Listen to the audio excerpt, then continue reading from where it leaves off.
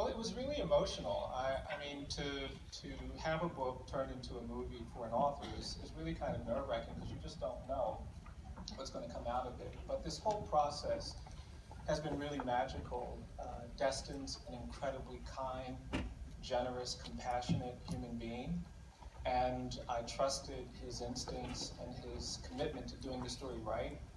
And then when I met Michael, who was also a kind, compassionate human being, I just felt like we had the core elements that would make this film come to life in a way that I would be excited to see people see.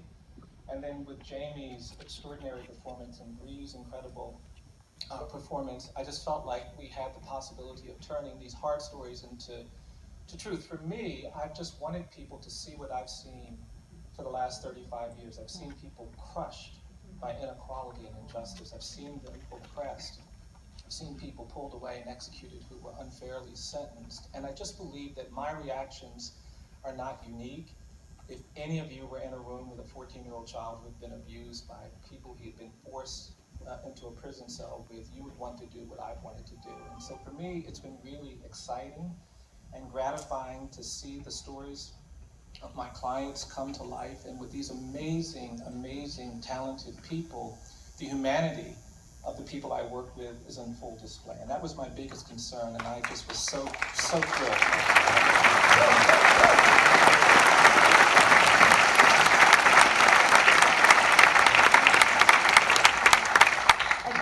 I think seeing Michael playing you, that must have been really interesting. Michael, can you tell us a little bit about how much time you got to spend with Bryan before production, and what were you surprised to learn about Bryan that you really wanted to make sure you conveyed in your performance? I think, I tried to, he's a very busy man. He's out doing, real work. Sometimes I feel like we have the luxury of playing, make believe, and we're acting and telling stories, but he's out there really making a difference in the world. Feet on the ground every day, sacrificing a lot of his personal life to fight this injustice. So for me, we just had a chance to. I came to visit, down in Montgomery. I got a chance to see his office. I got a chance to see the museum. Spend as much time as I could with him, trying to get in his back pocket and just. I wanted to pick up the essence of who he was. When I first, listened to his TED Talk, and I was embarrassed that I didn't know that much about him. I didn't know that much about his work and what he was doing, and I took that very personally because, it's a story that needs to be told. It's a story that people need to know about. So I tried to, not imitate anything, but just try to pick up the essence of who Bryan was and what he brings to the table and what he represents. And yeah, it was an incredible, experience. I think, one of the things that I guess I learned about him is that he's an extremely humble person. Doesn't like a lot of attention, doesn't like compliments that much, he kind of shies away from that. But he deserves every word, he's somebody that I feel like should be protected at all costs,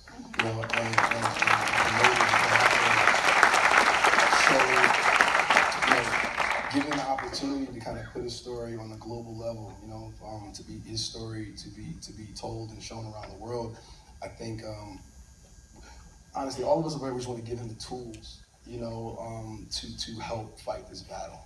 This story is to support him. This movie is to support him and his cause. So I think, we just collectively got together. We're all on the same page to kind of push that narrative forward, and that's what we did. Yeah. I will say one observation. One of the maybe the only thing that we were worried about with Michael B. Jordan is that he was coming off of Creed 2 and he's so muscular. And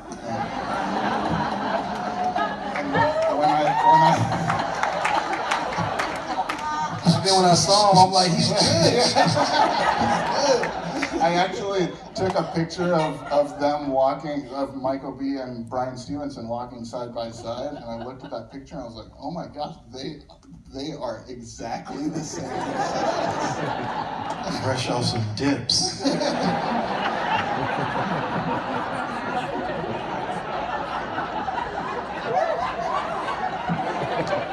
I had to work out when I saw him. I was like, is Michael coming? Okay, hold on. Five more. We're really glad about the training didn't go to waste. That was amazing. Mr. Jamie Foxx, first of all, your performance was truly powerful in this.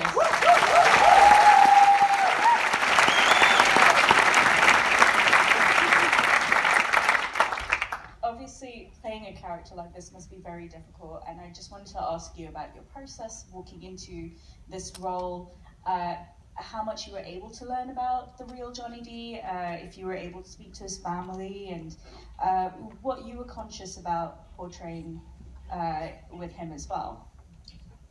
It's interesting, and thank you again for this opportunity, everybody up here. It's interesting because when first of all, I got to say humbly, Michael B, made this happen, for me, and I appreciate that, brother. I mean, you could have picked anybody in the world now, and I'm humbled that you chose me. And I've known this kid since he was like this, and I appreciate that. Getting to know Walter McMillan or Johnny D, it's sort of like all of us. And my situation is unique, being from Terrell, Texas. So it's different when you come from California, you come from New York, and some of you guys scratch your head like what's going on in the South. It never changes. That's why it's so important that this gets out. Me growing up in Terrell, Texas, to make you understand the racial component of Terrell, Texas, in 2008, a young man by the name of Barack Hussein Obama became president. When he became president, it was a keepsake, the newspaper, right? So everybody rushed to the newspaper to get it, whether you voted for him or not, it's a keepsake, right? We were the only city to not put him on the front of the newspaper. And so you can understand where I come from. When CNN went down to ask, why didn't you put the President of the United States on the newspaper, he said, listen, we run a newspaper, not a scrapbook. I suggest you hightail it. So having that, as I spoke with Destin, is like, it equips me to play this character. Being a young kid, I would always say, I'm just born. I couldn't help that I was born this way. At 5, 6, 7, 8 years old, why is that person mad at me because I'm born this way? Being called the N-word, being called nigger was commonplace for me growing up in my city. I still love where I came from, but I didn't know that I was getting a serious lesson or training to now take on Walter McMillan, take on that skin, and then portray him, because I think what he was wondering as well, I'm just born. Why am I being treated this way? I just want to live my life. And so that's how I got into the character.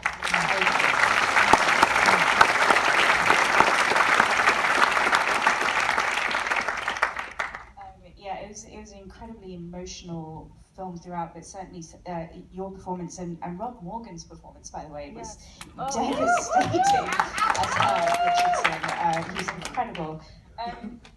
Brie, I would love to ask you a little bit about portraying Eva and if you got to spend any time with her, because obviously she's still working with ELJ and doing the great work. Sorry. I apologize. But she's definitely, she's still around, she's still doing this great work. Were you able to meet with her and spend time? And if not, what were you excited to convey with her?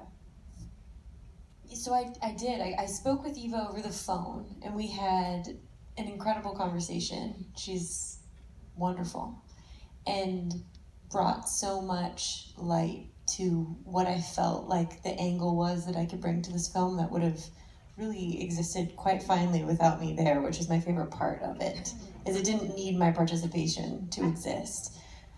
I was a participant in this film because Michael asked me to, and he wanted me to participate in this, and that was so exciting to me, to be included in something that felt like we were holding space for something that was really powerful, and to be brought into that as a safe person in that, and to feel excited to learn, and just like what you heard, Jamie talk about, the way that he just spoke, that story he just said, was pretty much kind of all day, It was, this movie sparked conversation for us that I just listened.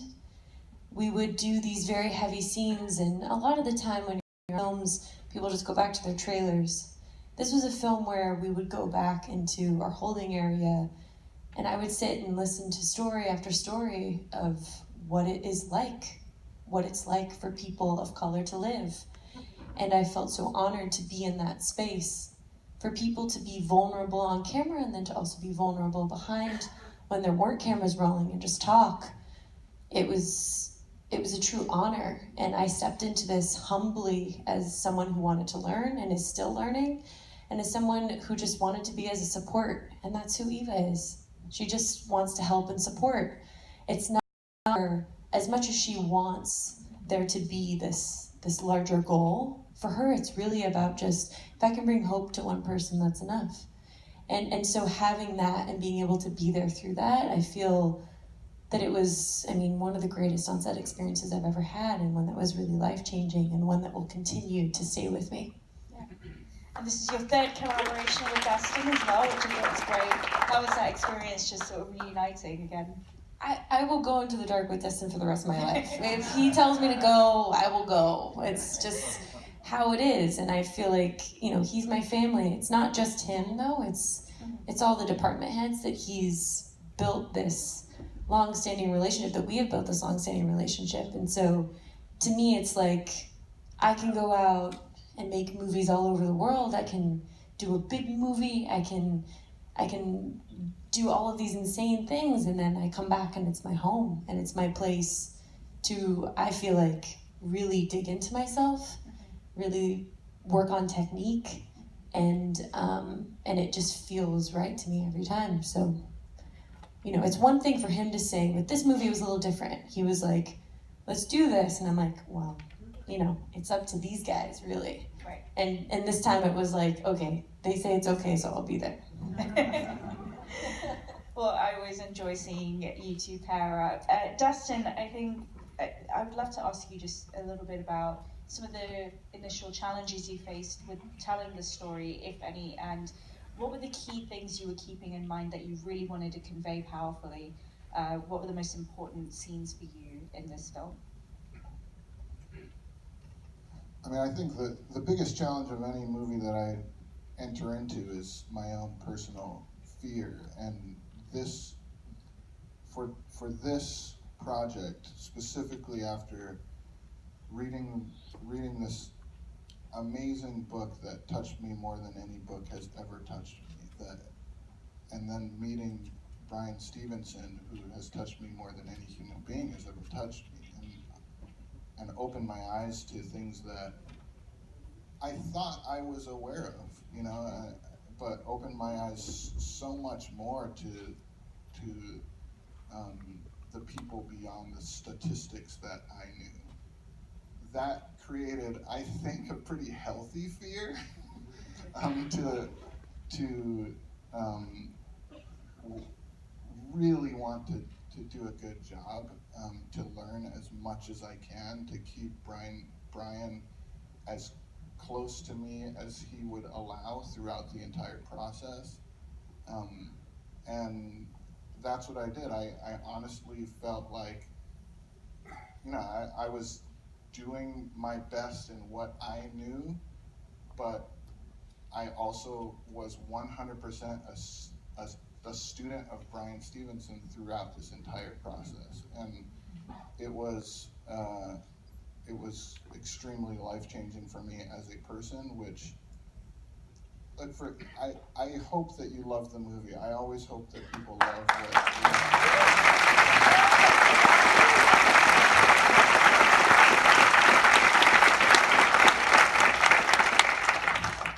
Of course, that is the ultimate goal of everything that I do. But as a director and just as a person on this planet, there are only certain things that I know that I can control, and I can't control your opinions on something that I make. So that's not my ultimate goal. My ultimate goal is the experience of making something, and my own personal experience and the experience that I try to create for the people who are involved in this is one that is rooted in the spirit of Bryan Stevenson, which is so sincere and authentic and kind and loving and strategic, and he is a genius of empathy, and so all of that has just made me a better person. I can't ask for anything more with that experience. I think some of the things you touched on is interesting because I wish this movie wasn't our present reality, and that's what's so difficult about watching something like this, that it's set some 30 years ago, and yet this is still very much our reality. You want it to be history, and it isn't. So thinking about that, and this is for all of you really, how do you hope this movie lends itself to the current conversations that are being had, especially when it comes to the incarceration of, the wrongful incarceration, I should say, of the community, but especially for the Black community? Did something just fly into your That was a helicopter. It's a big ass bug. I'm so glad that someone didn't throw something at me though. 'Cause I was like, I thought you liked the movie. You just said it, and then, okay. Yeah. Back to the subject. Sorry, yeah, that was I didn't see that going towards you, and I was like, I don't know what that was. It was a giant fucking bug that just flew into my face while we're talking about mass incarceration. Oh my gosh. I think that was a drone. There's somebody back there. There's never a dull moment on set. Okay, sorry. Let's go back to the issue here. So I can help with the question, I think. So we do have a moment right now in this country. There is bipartisan support for reducing the prison population. We have the highest rate of incarceration in the world. And I hope the movie will cause people to start asking questions about how we should be doing more to protect people from wrongful conviction. When I give talks, I say we have a system that treats you better if you're rich and guilty than if you're poor and innocent. And we've known that for a long time, but we've just been indifferent. We put children in adult jails and prisons. As the statistics said, at the end, for every 9 people we've executed, we've now identified 1 innocent person. That's a shocking rate of error. If somebody said for every 9 apples in the store, if you touch one, you'll die, we would stop selling apples. This wrongful error in the death penalty and in the criminal justice system because we haven't been close enough to it to care. And what I hope is that this film will cause people to get closer to the men and women who've been wrongly convicted, to the children put in adult jails and prisons, to the thousands of people who are innocent, to the probably 1 million people in our jails and prisons who are not a threat to public safety, who we can let out without worrying that crime would go up. But we keep them in because we're afraid and we're angry. And I hope that one of the lessons that comes through is that if we allow ourselves to be governed by fear and anger, we will be unjust, we will be unequal, we will be biased, we will not be a great society. And that's the moral for me, is that we have to push past the politics.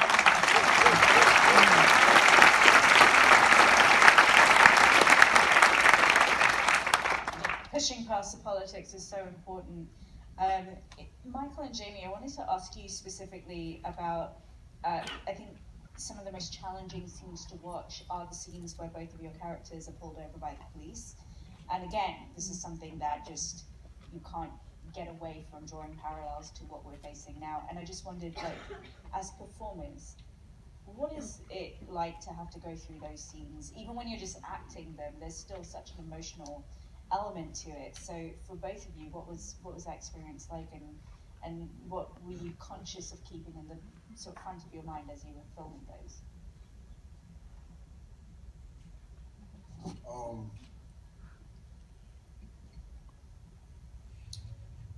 I think yeah, we're acting, but I think can't speak for Jeremy, but I mean I've been in situations like that before, multiple times. It didn't make any news headlines. It wasn't public knowledge or anything like that. But while we were shooting those scenes, it was my own experiences that I've been through that I kind of pulled from. Being harassed, being pulled over, illegally searched, harassed, the whole situation. That's been my reality on a couple occasions, coming from where I come from, Newark, New Jersey. So it's I think that's our reality, and unfortunately, I guess we kind of normalized it, become conditioned to be like kind of numb to it because we expect it, I guess. So for those scenes, it was just me trying to pull as real of an emotion and experience that I personally had to that, and knowing this man to my left, knowing that that's something that he went through, just trying to honor it and be as honest and as real in that moment as I could. That's all I could really do as an actor at that point, So just trying to connect the dots as much as I could, and hopefully it portrays as real. Yeah, he's telling the truth. It's like right now, and any black man that's in here, we are successful. We could be out driving a nice car, but we see those lights. There's a certain amount of anxiety that you can't explain. And here I am. I live a great life. I take care of my kids. I do all the things right. But at any point, it could go wrong. So even putting those hands up, he knows, I know what it could be. Even with me, not even that long ago, me living in, where I live.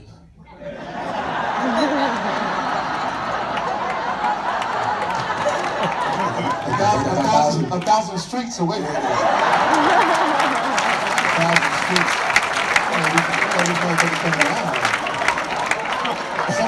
Some of y'all been to my crib, but look at you with your hands up. I saw you about at your crib. And we laugh and joke, but I live in a very white neighborhood. Tell the story, I even feel white sometimes. I'm so white. It was a Sunday, I was in my Rolls Royce, and I was like, oh, I'm feeling so white. I'm driving down the 101, and the Rolls Royce, the wheel is sort of big, so I'm, and then and sometimes you forget because like there was a motorcycle cop that got behind me, and he put his lights on, and I'm thinking there's no way it could be me. I'm Jamie Foxx. I'm white. and he hits the so I'm thinking he's going to get somebody else. I said, go on and get him. And you laugh, but he pulls me over, and he said, it's you, pull it over. So I'm like, oh, okay. I know what that is. And when I pull over, immediately it changed. This fresh, and I'm not demonizing all police officers. I want to make sure you understand that because a lot of them, I know a lot of them, and they're incredible people. But in this particular instance, we're all still guilty of our perception. Walter is guilty of his perception. Us as a black man, we're guilty of our perception. That guy pulled me over and it starts cussing. Didn't you see me? I was putting my lights on. What the fuck are you doing? I said, my man, you gotta be 26. I'm 50. 51. But as I'm telling, I said, I'm grown. Why are you talking to me this way? And what was interesting is that the guy that was sitting next to me his name is Tyron Turner. He's in Menace to Society. And what happened, that cop started talking to us, and we're still men. I'm a man. And he's talking to me so crazy, and at a certain point, it becomes contempt of cop. He keeps on until me as a man, I can't take it anymore. And I looked at Tyron, and Tyron looked like he was seething. And I touched him, I said, it ain't worth it. Because whatever the situation does escalates, he has no problem doing what he needs to do. I said, young fella, what do you need? Gave him my license registration, called my lawyer, called my manager, called everyone to be on a phone call to make sure that he hears what's going on. That's troubling. I shouldn't have to go through it, but we do.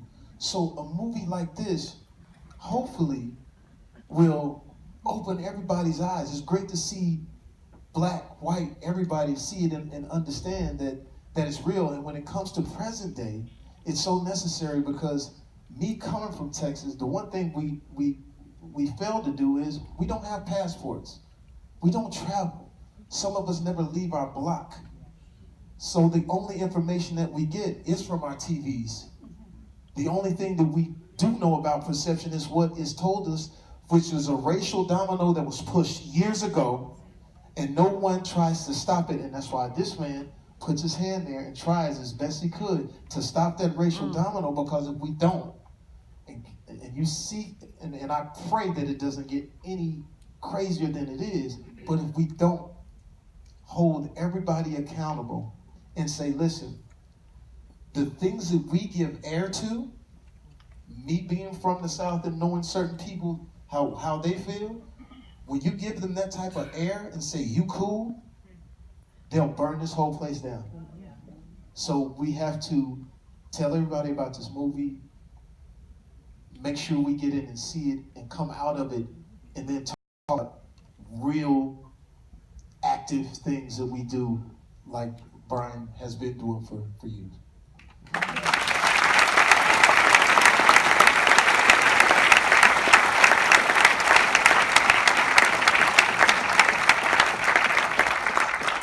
It's really tough to top that because I feel like you're wrapping it up really, really well there. So, I guess like the last thing I wanted to ask each of you really is if you could just sum up in a quick sort of sentence, like what's the main thing you've been able to take away? All of you have talked about how personal and powerful this was.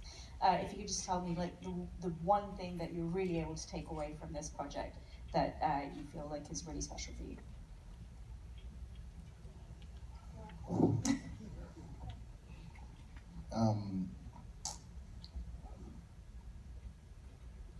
Compassion and empathy takes work. It doesn't come. I really don't think that comes naturally. It takes work to really research and put yourself in a place where you are close enough to really see a person from every angle. I think that is the core of what I really connect to of Bryan's book and Bryan's philosophy is that in order to really understand something, you have to get really close to it. I hope this movie allows you to take a step closer, but it's definitely not the end. And I hope it is inspiring enough to keep taking steps closer to understand this issue and the people that it's affecting.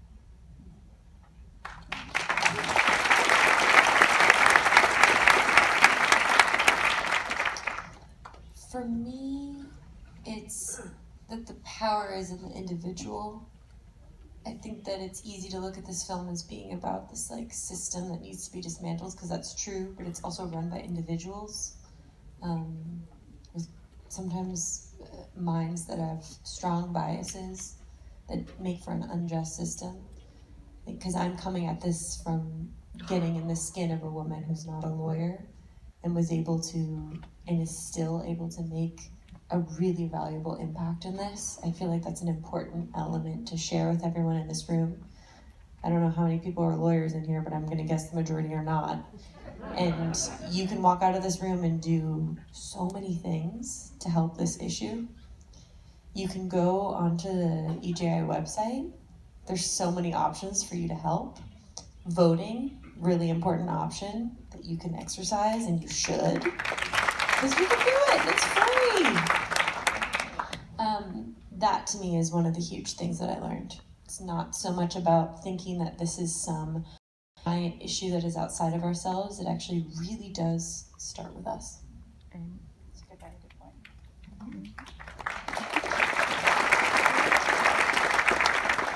Hey guys, do you have anything more to add? Yeah, I was gearing to go with something like that, but I'm gonna switch it up. Brie, beat me again. No. I think for me, I mean, honestly, the whole thing was education. You know, the whole thing for me, I came away from a better person, a better human. You know, I learned things about the criminal justice system that I never, you know, from the outside looking in, I thought, oh yeah, I know what that's like. You know, I know, oh, that's a cliche, that's a cliche. I'm like, no, this is actually a lot worse than I ever thought it could be. I think, you know, educating yourself is really important. You know, learning about, you know, what laws are, you know, this 2020 election is really important for a lot of reasons. You know, for a lot of reasons. And one of the things I often hear Bryan say is, you know, if we don't make an impact, if we don't show up, you know, this election and actually, you know, vote on the things that really matter, you know, these judges and the people that are put in power will change the landscape, you know, and undo a lot of work that Bryan has, you know, said that he's already done. So for us to actually come out and vote and educate on what issues we can actually affect change on today, I think is extremely important. So I encourage you guys all to, you know, find something that's close to you, things that are around criminal justice reform to really make an impact. Go to EJI.org, you know, visit the sites, you know, educate yourself on the process, and actively show up to change. Because collectively we could do something really great. Individually, you know, it's tough, but if we come together as one and, you know, and unify, as humans, you know, black, brown, yellow, green, you know, from whatever class you want to, you know, classify yourself as, if we all come together, because it's a human problem, and I think if we collectively come together, we can make a real difference.